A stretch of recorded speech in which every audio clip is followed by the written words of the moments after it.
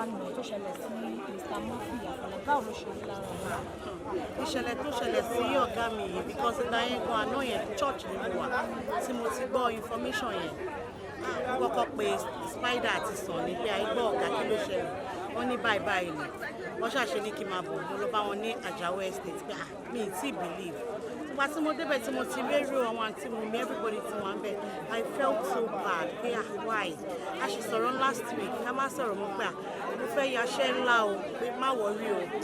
a máa partake lórí àwọn iṣẹ́ yẹn àná ọ̀la mo pa nígbà tí mo wá gbọ́ really shock bí dẹ́gẹ́ mi tiẹ̀ lè drive mo láti ní kẹ́lò mi drive ní wá síbẹ̀.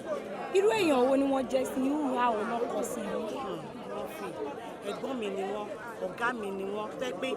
tí èèyàn bá fẹ́ ṣe nǹkan báyìí wọ́n máa ń support pé ó yá máa jó lọ mo dúró tiẹ̀ kò ṣe pé mò ń wẹ̀ yẹn lásán wọ́n máa encourage èèyàn fún nǹkan tó dáa sógbà tí mo gbọ́ orílẹ̀ dùn mí gan.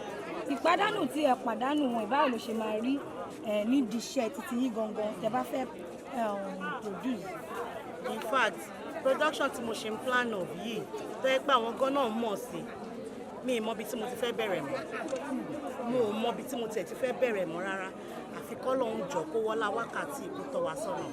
because he's a great person. Orúkọ yín wọ́n lè sọ. Tèmiládé Adéwọ̀n. Gbà fún ni pé ọlọ́jọ́ kó bá ojú rí àánú Ọlọ́run pàdé ìyẹn ní pàtàkì inú àdúrà wa torí pé gbogbo àwọn náà ta wà láyé ẹnìkan ò lè sọ pé ọmọ àlìjẹ́nà lọ́wọ́ ilé abirama àfẹn tó bá pàdé kẹ́ Ọlọ́run kọ́lọ́mọsàjà pàdé kẹ́ Ọlọ́run ọlọ́mọsàbà kébọ́ àánú ọlọ́mọsàṣàánú àwa náà ikú yìí nínú iṣẹ́ tíátà mo fi tóbi púpọ̀ wàláì ó tóbi ó play role tó pọ̀ wàláì mo fi tóbi gan bó ṣe kéré tó yẹn lọ́rùn fi ṣàánú ẹ̀ kọ́lọ́wọ́lá bẹ́ẹ̀ wájú Ọlọ́run má ṣe ní àkúfà fún gbogbo ẹgbẹ́ látòrí president àti gbogbo ọmọ ẹgbẹ́ pátá má ṣe lọ́kúfà fún wa ọlọ́kùnrin níwájú Ọlọ́run bísímilláhi kúlúwọ̀lá wàhádì ọlọ́run sẹ́mi àdé.